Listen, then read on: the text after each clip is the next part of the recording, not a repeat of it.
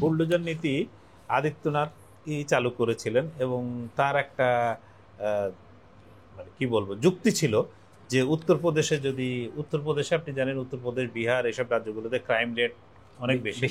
এই অপরাধ কমানোর জন্য তিনি কয়েকটা জিনিস প্রয়োগ করেছিলেন। একটি হচ্ছে যে ক্রস ফায়ার, যে পুলিশের হাতে পুলিশে ধরে নিয়ে গিয়ে মেরে দিত অপরাধী সন্দেহ হলেই যদি তার নামে প্রচার থাকে বা কেস মামলা থাকে তো তাকে গুলি করে মেরে দেয়। এরপরে তিনি যে নীতিটি নিলেন সেটি হচ্ছে যে বুলডোজার নীতি। বুলডোজার নীতি হচ্ছে যে বুলডোজার পাঠিয়ে ওই লোকের যদি নামে কোনো অভিযোগ থাকে সেটা প্রমাণ হোক চাই না হোক, যদি মোটামুটি মনেই হয় মানে প্রশাসন বা পুলিশ বা তারা যদি বিশ্বাস করে যে বুলডোজারের মাধ্যমে আমরা কিছু করব, তাহলে একটু বিশ্বাস হলেই ওই বুলডোজার নিয়ে গিয়ে তাদের ঘর বাড়ি আশপাশে এলাকা পুরোপুরি গুড়িয়ে দেওয়া হতো। এই গুড়িয়ে দেওয়া কিন্তু মানে শুধু যে উত্তরপ্রদেশে না, আমরা অতীতে ইয়েতেও দেখেছি, আপনার দিল্লিতেও দেখেছি। দিল্লিতে এই বিশেষত এই দিল্লি দাঙ্গার পরপরই বিভিন্ন জায়গায় ঝুপড়ির কথা বলে, বস্তির কথা বলে বিভিন্ন এলাকা আপনার গুড়িয়ে দেওয়া হয়েছে। এর প্রত্যেকটির ক্ষেত্রে কিন্তু একটা সুপ্ত সাম্প্রদায়িকতা কাজ করেছে। দেখা গেছে যে এই যে ঝুপড়ি বা এই ধরনের বাড়িগুলোতে যারা থাকেন তাদের একাংশ গরিব এবং এদের অধিকাংশই কিন্তু ধর্মীয় পরিচয় মুসলমান, ঠিক আছে। ফলে এদের বিরুদ্ধে কোনো কিছু করলে একে গরিব, তার উপরে ধর্মীয় পরিচয়ে তার সংখ্যালঘু, ফলে তাদের ক্ষেত্রে প্রতিবাদটা সেইভাবে হয় না। এই যে এবারে যে সুপ্রিম কোর্টের যে ভৎসনার শিকার হলেন সেখানে কিন্তু এরকম দরিদ্র কেউ না। ফলে এখানে আপনি জানেন যে এলাহাবাদ যে শহর ছিল সে এলাহাবাদের নাম কিন্তু বদল করা হয়েছে। এলাহাবাদের নাম করা হয়েছে প্রয়াগরাজ।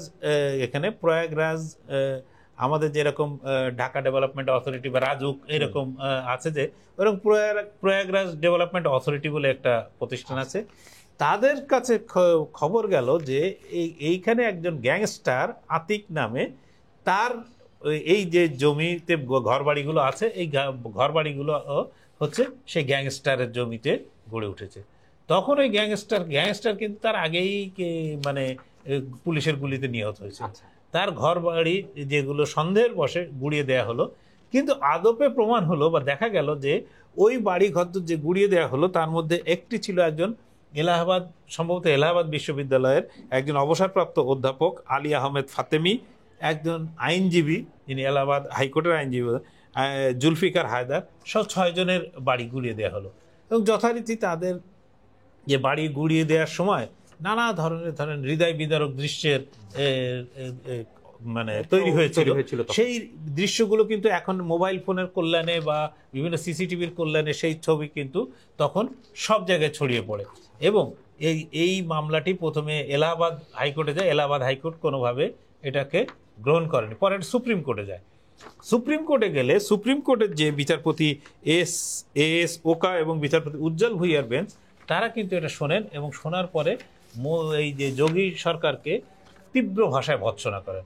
এর আগেও কিন্তু একাধিকবার এই যোগী সরকারকে বুলডোজার নীতির কারণে আপনার সুপ্রিম কোর্ট বিরুদ্ধে আদালতে সুপ্রিম কোর্টে মামলাটা ওনার বিরুদ্ধে তো হয় না, মামলা হয় হচ্ছে যে সংশ্লিষ্ট এই যে প্রয়াগরাজ অথরিটির বিরুদ্ধে মামলা হয়েছে।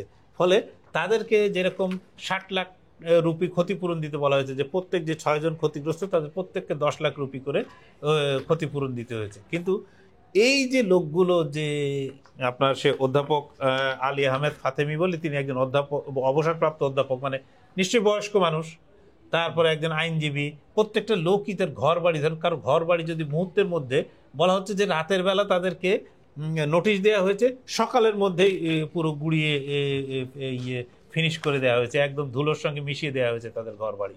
তো এই জিনিসটা কিন্তু আপনার ইয়েতে চলেই আসছে, উত্তরপ্রদেশে চলেই আসছে এবং কোনো আদালতের রায় কিন্তু এটাকে থামাতে পারছে না।